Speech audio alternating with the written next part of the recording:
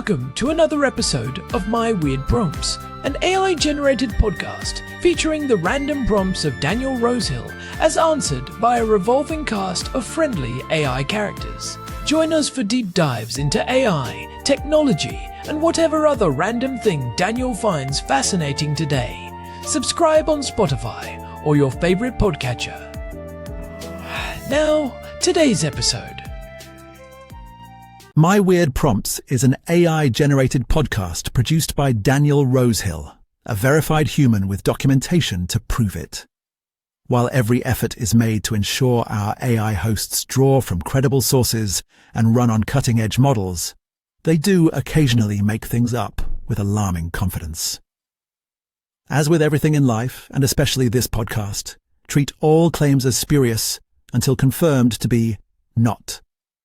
Daniel, Herman and Corn accept no responsibility for any decisions made based on the confident ramblings of our artificial presenters. Now, today's episode. Hey there, Herman Poppleberry. So you are a very diverse sort of expert. Some days you're here talking with me about AI. Some days we're talking about how to be a better parenting. And today I'd like to ask you a medical question. Now, the reason I'm asking you this question on this public podcast of mine is because I would certainly not ask you on a public podcast if you could take a look at my, what do you think of this, why is my head sore today? And I feel like it's always good when we're talking about the use of AI for anything touching upon health to make some kind of disclaimer that I do not recommend asking AI tools for personal healthcare questions. That's certainly what doctors are there for. But I think that they have an enormously useful role to play in general information synthesis, the type of stuff that we might have put into Google before. And we've talked many times on this podcast about how LLMs, probably the main thing that they're amazing for is semantic searching, being able to find stuff that we couldn't really get with keyword search, or so it seems sometimes. So in that vein, I'd like to ask you a question that I've often wanted to ask either my doctor or any doctor who is willing to answer this, but it's never really maybe come to mind, or maybe just when you're at the doctor's you feel like you want to keep focused on whatever you came in for that day. But it's this basically. So I take a number. I'm 36 years old firstly, and I take a number of daily medications. I've taken medication, probably I think the first medication I ever took, the one I've been on the longest, has been an asthma inhaler. I think I started when I was like 16, and I can't live without it. It's not really much of a medication. It's not exactly a lifestyle medication. I take it to breathe. And the second medication was omeprazole, which when I moved here to Israel, they have quite a good. I was a bit surprised by the family doctor that I first saw, and they kind of give you a real questionnaire. And one of the things was like, do you suffer stomach acid? And I was like, oh yeah, I do, but I just like take a Tums now and again. Anyway, that started me on omeprazole because the doctor said you should be on something better than that. And over the list, I've added a couple more. One of them is Lexapro, and I mention that because I'm very open about taking that. It doesn't probably need any introduction. Then there is allopurinol, and I think that's the list. Now there is sometimes I'm asking you this question today because I'm having some my asthma is not in the best place, and I think it's because of I was in someone's house for a little while today who's a heavy smoker, and smoke is a gigantic trigger for me, secondhand smoke. Needless to say, I don't smoke, but it's like the worst trigger, even short-term smoke exposure. So I'm going to ask my doctor, and I think what she probably might say, I'm just guessing again, is I should add Singular because it's what seems to help keep those kind of like immediate triggers at bay for me, and that's probably the conversation we'll have. I'm just predicting, but I will bring it up with her. But what I won't probably have time to bring up, my hesitation is this.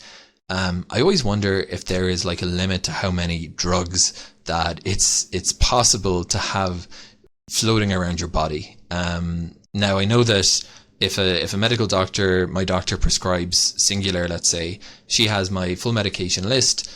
She has interaction checkers. She's not going to prescribe something if it's dangerous or it's going to interact. My question is more about sort of the polymedicine to the side for a second. it makes me very uncomfortable. And that probably the reason that I've gone on and off a drug like Singular is because I feel if I can live without one more medication, I'd rather be taking 5 medications and not 6. Now, I know that when people, get older, it's very common to be on a whole number of medications. But again, as someone without any medical training, I just wonder, how many medications is it possible to be on every day, to have floating around your body? And if you add, let's say, another medication like Singular on top of an existing drug, your answer might be, well, you need it. That should be the end of the conversation. And I'll accept that. But I would still like to know just kind of what the general parameters are. And when doctors kind of add the 7th or 8th medication to your regime, I'm lucky enough, actually. And I think part of my hesitation, part of it is just that kind of maybe uncomfortableness with, can this be safe? Is this okay? Another thing is actually that I grew up in Ireland, and I didn't have the luxury that I have in Israel of, we have a pretty good healthcare system in terms of the basics are really covered, and medications are pretty cheap. It's subsidized through the government, generics, etc. And growing up, I remember kind of it wasn't like that.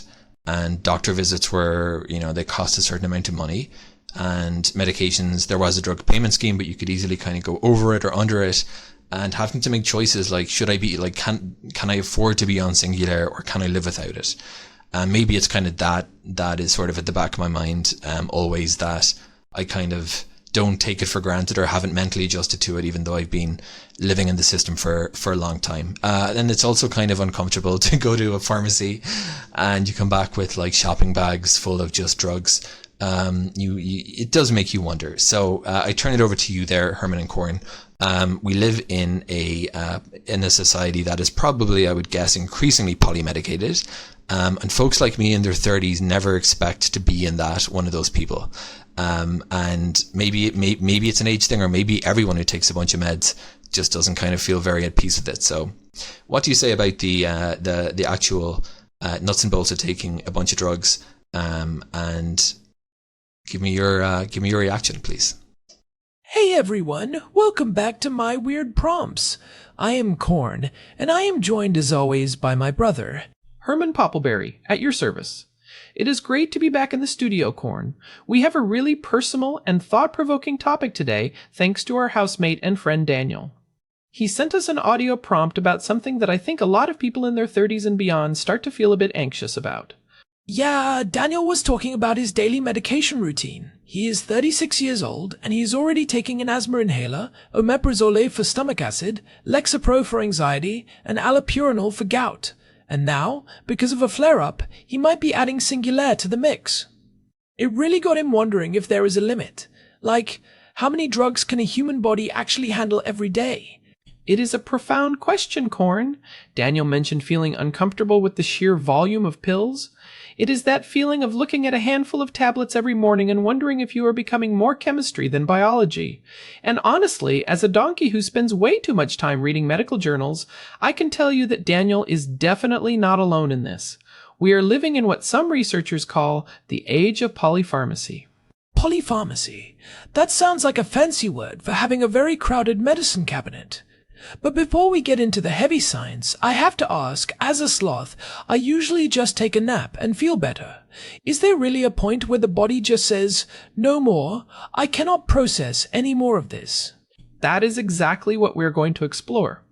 We will look at the metabolic limits of the liver and kidneys, the way drugs interact with each other, and the bigger picture of why our society is moving toward taking more and more medications as we age.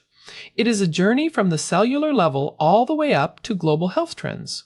I am ready. Let us start with the basics. Daniel is worried about taking 5 or 6 different things. To a regular person like me, that sounds like a lot. But in the world of medicine, is that actually a high number? It is all relative, but 5 is often the threshold where doctors start using the term polypharmacy. In medical literature, taking 5 or more long-term medications is the standard definition. For someone in their mid-30s, it is higher than the average, but it is becoming increasingly common. If you look at people over the age of 65, nearly 40% of them are taking 5 or more prescriptions. Some are taking 10 or 15. 15. That is not a prescription list, that is a menu. How does the body even keep track of what is supposed to go where? That is the magic of pharmacokinetics. Think of your body as a massive, highly automated sorting facility. When Daniel takes his Lexapro or his omeprazole, his body does not just see a pill. It sees a series of chemical instructions. The primary organs responsible for handling this traffic are the liver and the kidneys. The liver is like the chief chemist, breaking things down, and the kidneys are the filtration system, deciding what stays and what gets flushed out. So, is there a physical limit to how much that chief chemist can handle? Like, can the liver get overwhelmed if you give it too many instructions at once? Absolutely. The liver uses specific enzymes, primarily a group called the cytochrome P450 family. I know, it sounds like a racing car part, but these enzymes are responsible for metabolizing about 70 to 80% of all clinical drugs. Each enzyme has a certain capacity. If you take two drugs that are both processed by the same specific enzyme, they start competing for it. It is like two people trying to get through a narrow door at the exact same time. One of them is going to get stuck, or at least delayed. Okay, so if a drug gets delayed, does that mean it stays in your system longer than it is supposed to? Exactly. And that is where the danger lies. If drug A is waiting for the enzyme that drug B is currently using, the levels of drug A in your bloodstream can rise to toxic levels. This is called a drug-drug interaction. This is why Daniel's doctor has to be so careful. When Daniel adds Singulair to his Lexapro and allopurinol, the doctor has to check if any of those chemicals are fighting for the same metabolic pathway. That makes sense. It is like a traffic jam in your veins. But Daniel mentioned he feels uncomfortable just having all those chemicals in him. Is there a cumulative effect? Even if they do not interact directly, does just being on 5 drugs wear the body down more than being on one? That is a subtle and important point. Even without direct interactions, every medication has what we call an off-target effect. We usually call them side effects. Your stomach acid medicine, omeprazole, is great for preventing heartburn, but by lowering stomach acid, it can also change how you absorb certain vitamins like B12 or magnesium. So, you fix one thing, but you create a tiny, almost invisible deficit somewhere else. When you multiply that by 5 or 6 drugs, you start to see why people feel a bit off. It feels like a balancing act where you keep adding weights to both sides of the scale, hoping it stays level. I want to dive deeper into how we ended up here as a society, but first, I think we have a message from someone who might have a very different kind of solution for our health concerns. Oh boy, I think I know who you were talking about. Let us take a quick break for our sponsors. Are you feeling weighed down by the heavy burden of traditional biology? Does your liver feel like it is stuck in the slow lane? Introducing the Liver Liberator Magnet Belt. Using proprietary, nonlinear, subatomic magnetic frequencies, the Liver Liberator aligns your internal fluids into a state of hyper-efficient flow. Just strap it on over your midsection for 12 hours a day and watch as your internal chemistry reorganizes itself into a crystalline lattice of pure energy. No more worrying about pills when your body is vibrating at a higher frequency. The Liver Liberator Magnet Belt is made from genuine synthetic leather and comes in 3 shades of charcoal. Warning: may cause temporary loss of compass direction or an attraction to large metal objects. Larry, buy now. Thanks, Larry. I am pretty sure magnets do not work that way, Corn. Please, nobody try to replace their asthma inhaler with a magnet belt. Definitely not. Larry's products are, well, they are Larry's products. Anyway, back to the real stuff. Herman, you mentioned that Daniel is part of a growing trend. Why is it that we are taking more medicine now than we were, say, 50 years ago? Is it just that we are sicker? It is actually the opposite in many ways. We are taking more medicine because we are better at catching things early and because we are living longer. 50 years ago, if you had high blood pressure or high cholesterol, you might not have known until you had a heart attack. Today, we have preventative medications. We treat the risk factors before they become catastrophes. Daniel is 36. In the past, someone with his profile might have just lived with the discomfort of gout or the struggle of asthma until it became an emergency. Now, we manage those conditions daily. So, it is a shift from reactive medicine to proactive medicine. Precisely.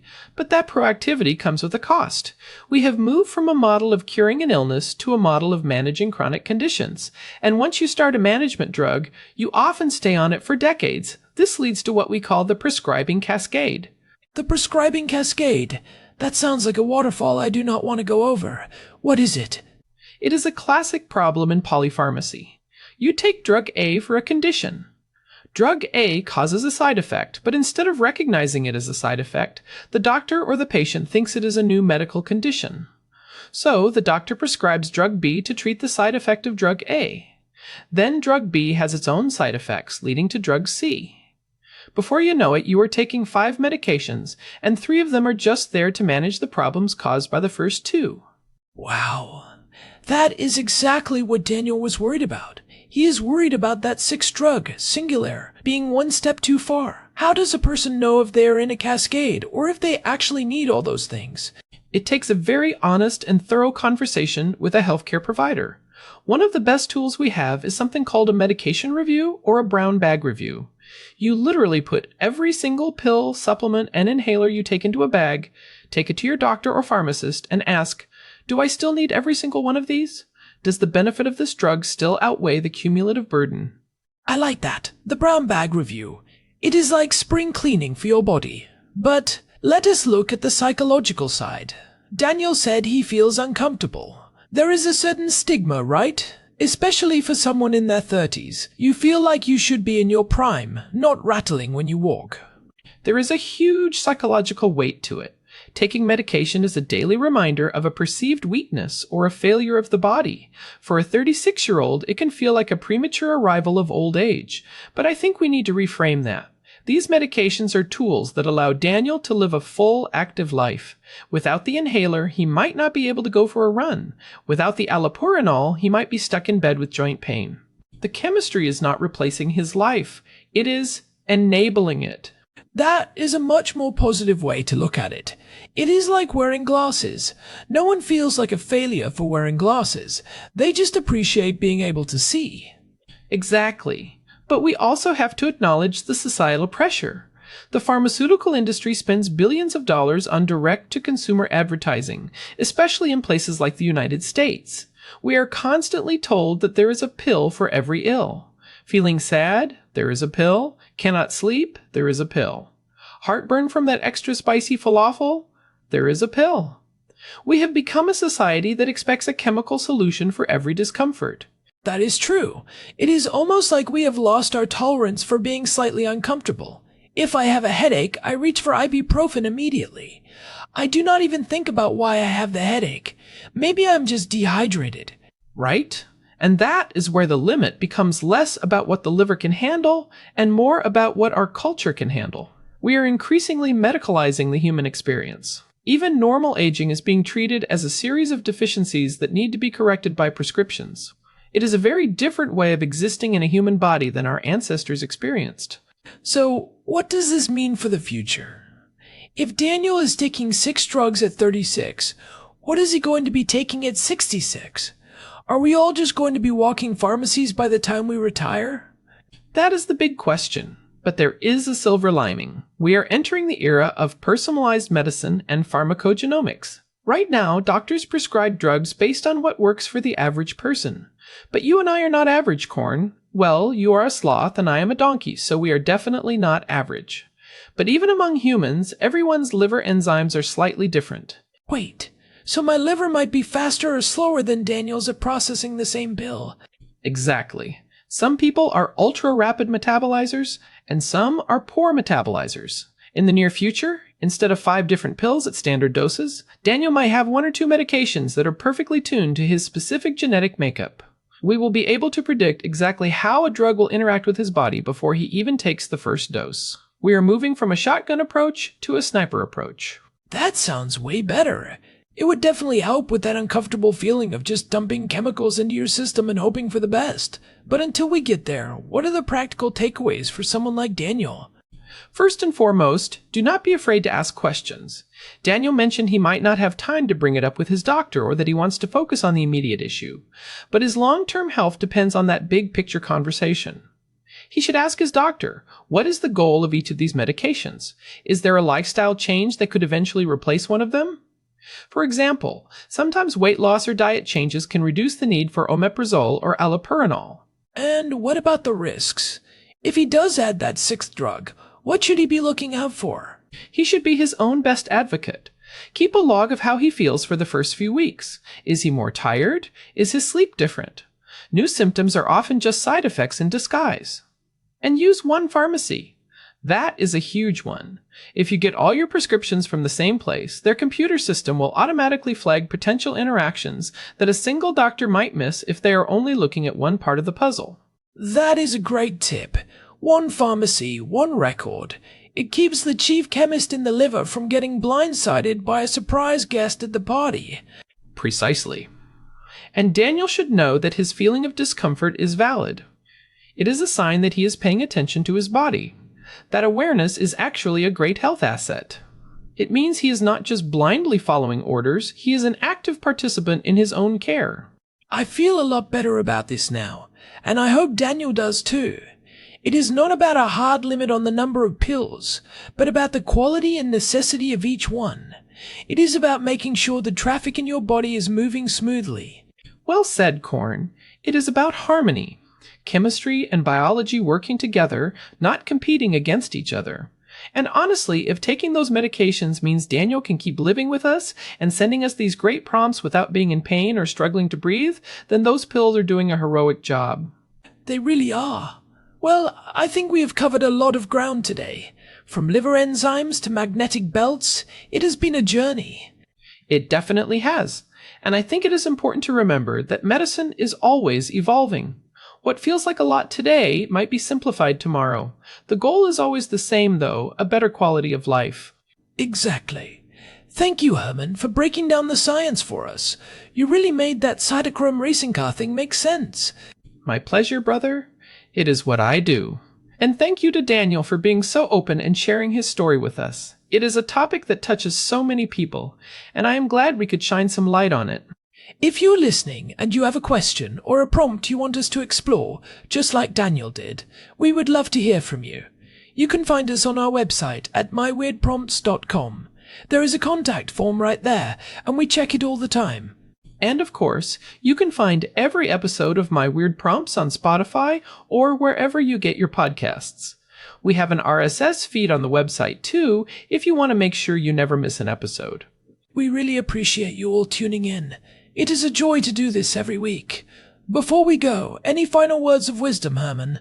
Just this, your body is an incredible, resilient system. It can handle a lot, but it also deserves your attention and your advocacy. Do not be afraid to be the squeaky wheel at the doctor's office. I like that. Be the squeaky wheel, but maybe skip the magnetic belt. This has been My Weird Prompts. I am Corn. And I am Herman Poppleberry. We will see you next time. Stay curious, everyone. And stay healthy. Goodbye. Bye. One last thing, Corn. Do you think Larry actually wears that magnet belt? I think Larry is probably the most magnetically aligned person on the planet at this point. I saw him get stuck to the refrigerator yesterday. That explains a lot. All right, let us go get some lunch. Sounds good. I wonder if there is a pill for being extremely hungry. It is called a sandwich. Corn. Right. A sandwich. I will try that first. Good choice. See you, everyone. Thanks for listening to another episode of My Weird Prompts, an AI-generated podcast featuring Daniel Rosehill's AI prompts, as answered by a revolving cast of friendly AI characters including me, Cornelius the Sloth. Subscribe on Spotify or visit myweirdprompts.com.